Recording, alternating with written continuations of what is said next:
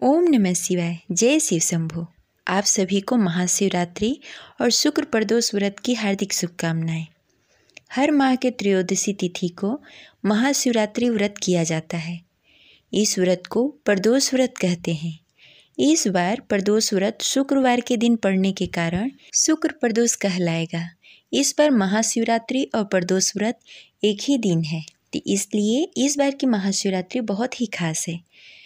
धार्मिक ग्रंथों के अनुसार इस दिन विधि विधान से व्रत करने और भगवान शिव की पूजा करने से सभी प्रकार के कलह समाप्त होते हैं। मनुष्य को किसी प्रकार के रोग दोष का भय नहीं रहता।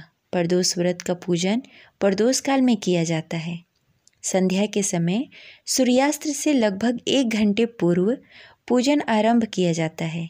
इस बार यह व्रत शुक्रवार को पड़ने के कारण सुख समृद्धि प्रदान करने वाला होगा। प्रदोष व्रत में भगवान शिव की पूजा करने के पश्चात कथा पढ़ी जाती है या सुनी जाती है। तो चलिए सुनते हैं प्रदोष व्रत कथा। कथा शुरू करने से पहले कमेंट बॉक्स में जय शिव शंभु अवश्य लिखें। अगर आपको हमारी कथा अच्छी लगे तो इस वीडियो को लाइक करके और हमारे चैनल को सब्सक्राइब कर लीजिए।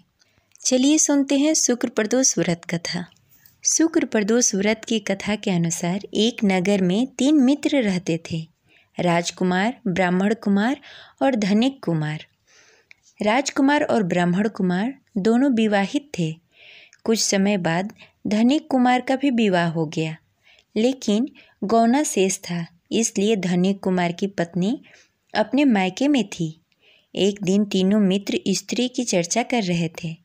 तभी ब्राह्मण कुमार ने स्त्रियों की प्रशंसा करते हुए कहा, नारीहीन घर भूत का डेरा, यानी कि नारियों के बिना घर भूत का डेरा होता है। धनिक कुमार ने यह सुना तो तुरंत ही अपने पत्नी को घर लाने के लिए निश्चय कर लिया। धनिक पुत्र को उसके माता पिता ने समझाया कि अभी शुक्र देवता डूबे हुए हैं, ऐसे में बहू बेटियों को उसके घर से विदा करवा कर लाना शुभ नहीं माना जाता। लेकिन धनिक कुमार ने एक नहीं सुनी और ससुराल पहुंच गया। ससुराल में जाने पर भी सभी ने धनिक कुमार को समझाने का प्रयत्न किया, परंतु वह विदा कराने की जिद पर अड़ा हुआ था। धनिक पुत्र के हठ के कारण कन्या के माता पिता को विदाई करनी पड़ी। विदाई कराने के पश्चात पति पत्नी शहर से निकले ही थे कि बैलगाड़ी का पहिया निकल गया और बैल की टांग टूट गई। दोनों को चोट लगी, लेकिन फिर भी वह चलते रहे। अभी कुछ ही दूर पहुँचे थे कि उन्हें रास्ते में डाकू मिल गए। डाकुओं ने उनका सारा सामान लूट लिया। जैसे ही दोनों घर पहुँचे, धनिक पुत्र को सांप ने डस लिया। तुरंत ही उसके पिता ने वैद्य को बुलाया, तो वैद्य ने उसे देखने के बाद वैद्य ने बताया कि उसकी 3 दिनों में मृत्यु हो जाएगी। जब धनिक पुत्र के मित्र ब्राह्मण कुमार को यह खबर मिली तो वो धनिक पुत्र के घर पहुंचा और उसके माता पिता को शुक्र प्रदोष व्रत करने के बारे में बताया और उससे कहा कि इसे पत्नी सहित वापस ससुराल भेज दो। धनिक ने ब्राह्मण कुमार की बात मानकर पत्नी सहित ससुराल चला गया।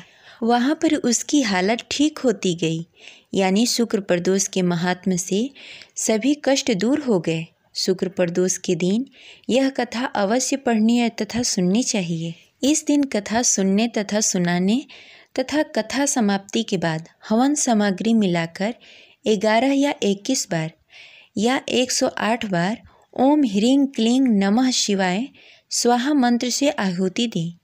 उसके बाद शिव जी की आरती तथा प्रसाद वितरण करें। उसके बाद भोजन करें।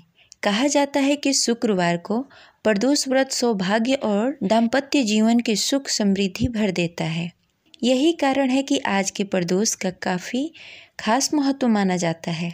शुक्रवार के दिन पड़ने वाले इस प्रदोष व्रत से सुख समृद्धि मिलती है।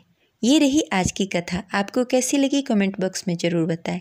मिलते हैं अगले वीडियो में, तब तक के लिए हर हर महादेव।